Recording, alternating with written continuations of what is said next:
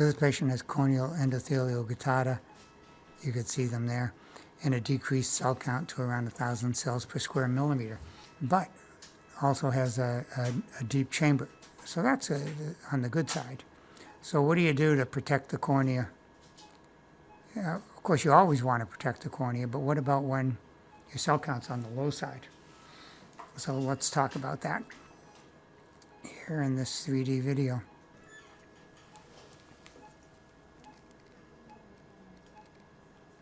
So I want to be fairly limber with the incision and the entry. And now we're going to put some lidocaine in, a little sting for a few seconds. And then we're going to really fill the anterior chamber with viscoat. And you can see the pupil enlarged there, which is nice. So this is a little Provisc here, but I'm really not going to inject any significant amount of it. Just going to incise the anterior capsule, and you wind up with a little bit of a Christmas tree there kind of appearance. That's typical when you use the side of a blade to open it. You see it's like a Christmas tree there. So now we'll just do the capsulorhexis. And we'll follow the curve inside the pupillary margin here and get a rhexis that's around anywhere from 4.5 to 5 millimeters. And re-grasp it there at the base. You get a little better control that way. Okay, so there's our capsulorhexis. So what we really want to do here is minimize ultrasound, but even more importantly than minimizing it is apply it as much as possible only when the tip is occluded and at a significant distance away from the endothelium. Those are the factors. You can use a lot of ultrasound, but if you're using the ultrasound so that it is going into nucleus, that's one thing. If it's going into the BSS and then being essentially flying around the anterior chamber, that's another. Okay, and I'd like to have the infusion going out more horizontal than vertical, because I'd rather not have it go straight up at the endothelium. So you see a little ballooning there, the conjunctiva. So I don't want that because I made the scleral location. So I just made an incision there and a little heme where I made it. But that way the fluid won't accumulate in a blood. So I've inserted the chopper and now the phaco tip.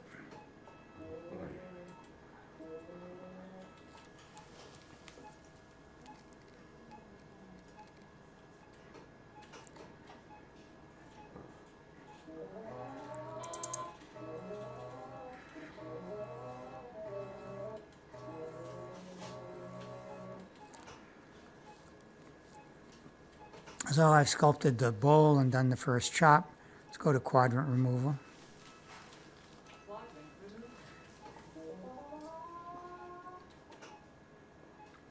You can see the distance I am from the endothelium with the phaco tip.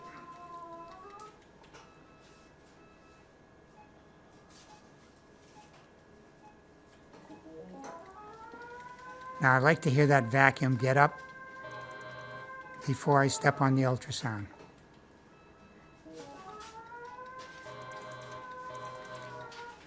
So now that ultrasonic pressure wave is going into the nucleus and not into BSS and then being transmitted to the endothelium. Now see that piece floated up? I'm going to take it back down before I use ultrasound on it. So embedding into the lens material, timing, ultrasound application with vacuum elevation, and doing all of that at a distance from the endothelium.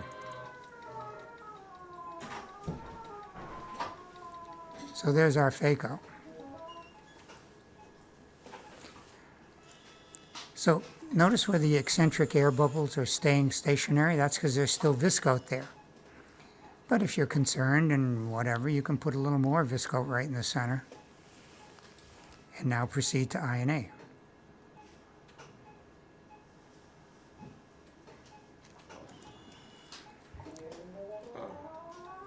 You can hear the groan of the highly myopic eye that doesn't like IOP increase, so we're going to lower IOP here.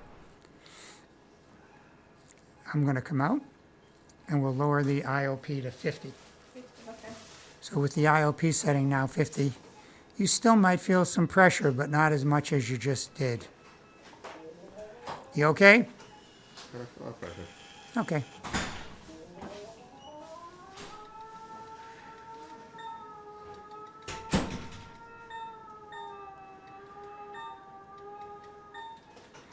This is obviously the 90-degree INA tip.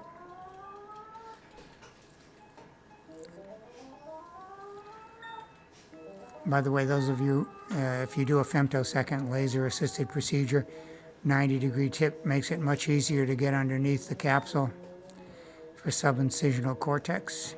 And here we're just vacuuming the undersurface of the anterior capsule. There's a little lens material right there.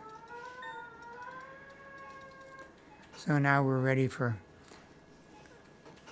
OVD injection prior to IOL insertion.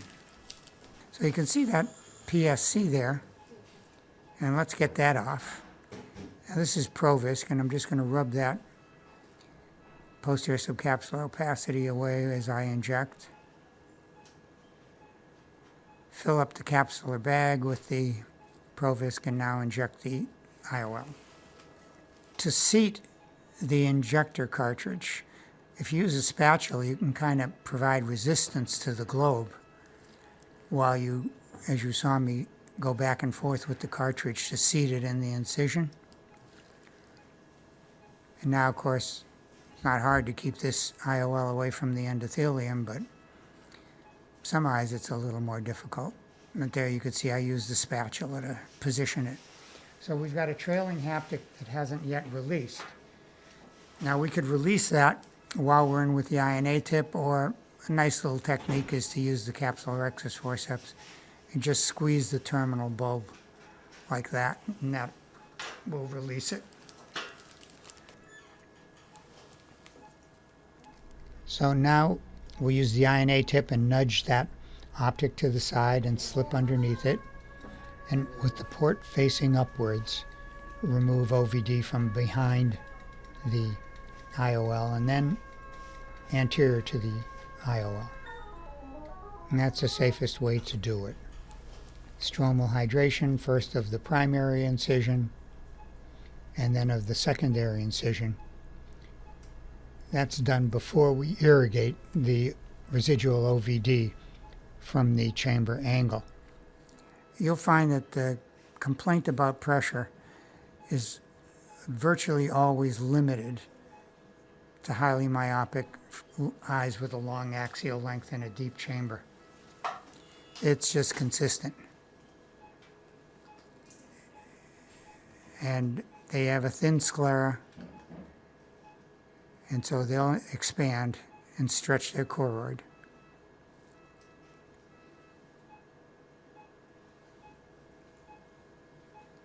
So IOP's almost in the physiologic range, a little shy of that.